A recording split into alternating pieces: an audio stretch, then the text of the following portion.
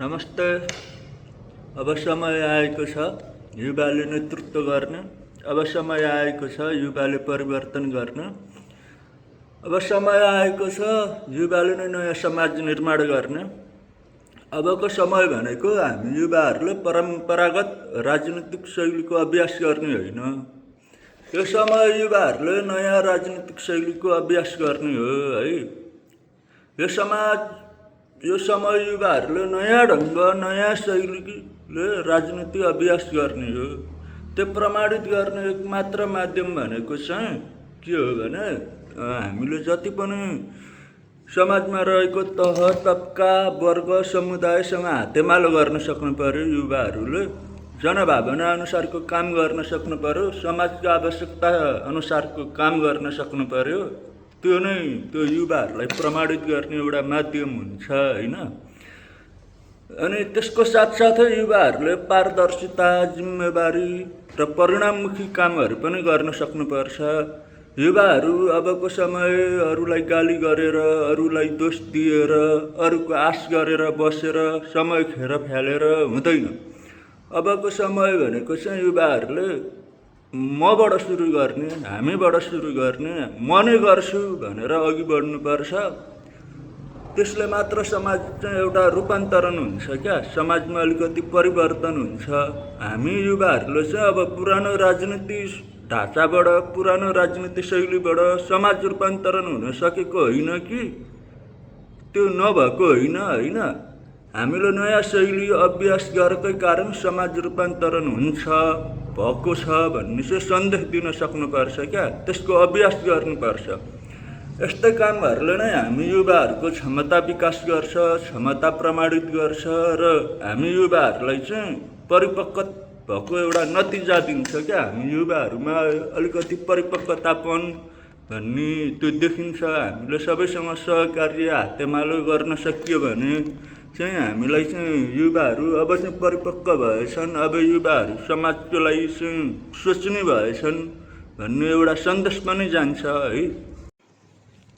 परिवर्तनको समयमा युवाहरूलाई विभिन्न किसिमको आरोपहरू, अवरोधहरू, युवाहरूमाथि असन्तुष्टिहरू खडा हुन्छ। त्यो स्वाभाविकै हो। त्यसबाट हामी युवाहरू हतोत्साहित भएर, डराएर, आत्तिएर होइन कि धैर्य भएर, शान्ति भएर परिवर्तनको प्रयासलाई राजनीतिकरण हुनेबाट जोगाउन सक्नु पर्यो हामीले। अनि त्यसपछि त्यो राजनीतिकरण हुनेबाट जोगाउन सके मात्र हामी युवाहरू परिवर्तनको प्रतिनिधि बन्न सक्छौँ र आफ्नो लक्ष्य हासिल गर्न सक्छौँ। हामीले जुन काम गर्न खोजेको छौँ त्यो कामको त्यो लक्ष्य चाहिँ हामीले हासिल गर्न सक्छौँ। युवाहरूले समाज रूपान्तरणको भूमिकामा सधैँ निर्णायक हुनुपर्छ। युवाहरू सधैँ नेतृत्वको एउटा परिपक्वता देखाउन सक्नुपर्छ। युवाहरू चाहिँ कहिले पनि पदको लोभमा, लाभको लोभमा, राजनीति स्वार्थको लागि र आफ्नो राजनीति स्वार्थको लागि र आफ्नो राजनीति भविष्य बनाउने उद्देश्यले लोभी पापी चाहिँ कहिल्यै हुनु हुँदैन। त्यो खालको लोभी पापी मनुष्यले काम गर्न थाल्दा बिस्तारै सामाजिक उद्देश्यहरू त्यो हराउँदै जान्छ। अनि त्यो हामीले एउटा सामाजिक हैसियत पनि गुमाउँछौँ क्या। त्यो जब हामी लोभी पापी हुन्छौँ, जब हामी पदको लागि, जब हामीले चाहिँ आफ्नो राजनीतिक भविष्य बनाउनको लागि चाहिँ युवाहरू हामीहरू समाजमा जोडिन थालेपछि हाम्रो मनमा विभिन्न किसिमको लोभहरू आउँछ होइन। विभिन्न किसिमको पापहरूले चाहिँ अलिकति हामीलाई हाबी गर्छ क्या।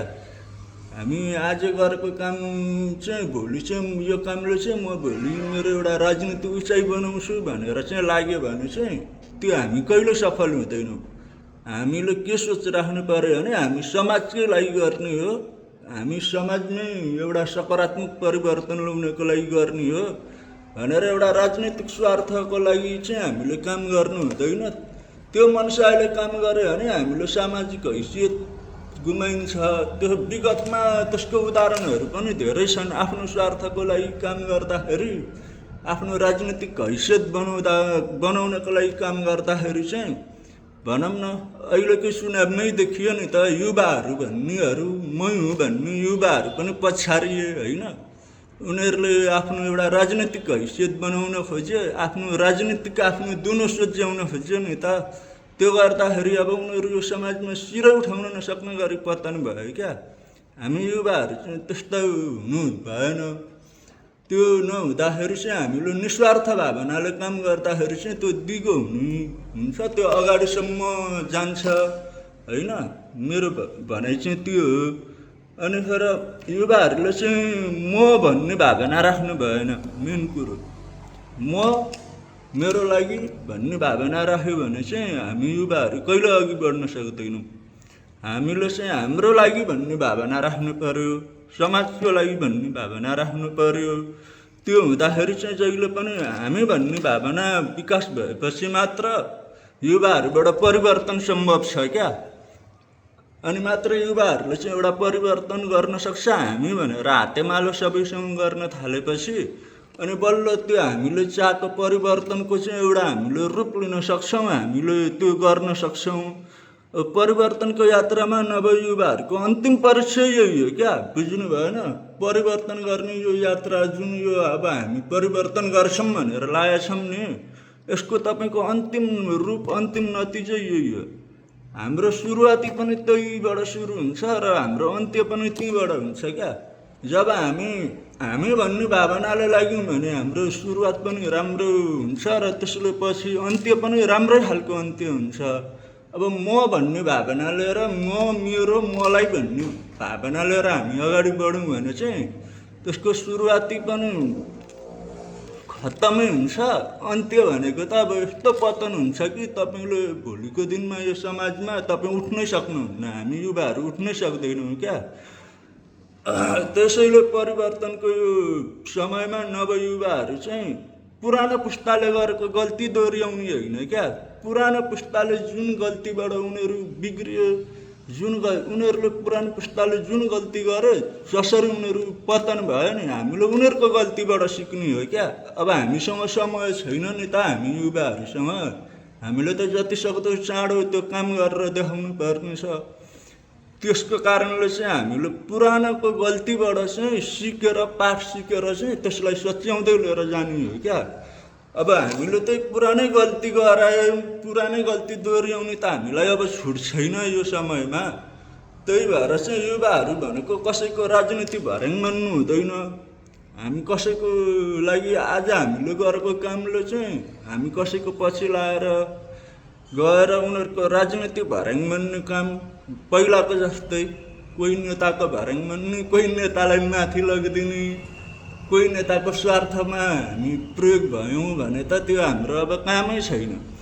हामी अब युवाहरू चाहिँ प्रणाली सुधारको चाहिँ एउटा सम्भाग बन्नु पर्यो क्या। सामाजिक सुधारको सम्भाग बन्नु पर्यो, समाज रूपान्तरणको सम्भाग बन्नु पर्यो।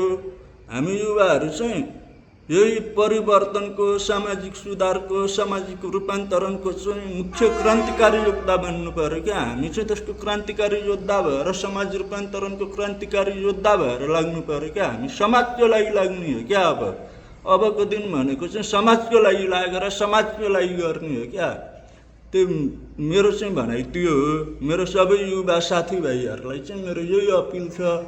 म चाहिँ के भन्छु भने त्यो हिजोको दिनमा कसरी उनीहरूले राजनीति गरेर आयो अनि कसरी उनीहरू चाहिँ माथि चढ्यो राजनीतिमा भनेर चाहिँ हामीले त्यो अभ्यास गर्न थाल्यौँ भने चाहिँ हामी निश्चित हामी पतनै हुन्छौँ। हामीले समाजको लागि केही काम गरिरहेका छौँ भने हामीले चाहिँ त्यो आफ्नो राजनीति स्वार्थको लागि, आफ्नो राजनीति दुनो सोच्याउनको लागि होइन, अब त्यसको लागि काम गऱ्यौँ भने चाहिँ त्यो हामी अगाडि बढ्न पनि सक्दैनौँ। जसरी पुरानाहरू पतन भएर गए त्यसरी हामी पतन हुन्छौँ। हामीलाई यतिसम्म पतन हुन्छौँ कि हामीलाई भोलि त्यो समाजमा टाउको उठाएर पनि हिँड्न सक्दैनौँ क्या हामीले।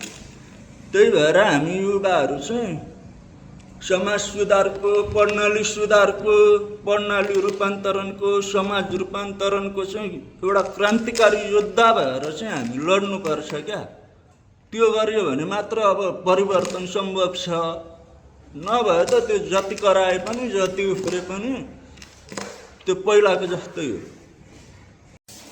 जय युवा जय देश, सबैलाई फेरि नमस्कार, धन्यवाद।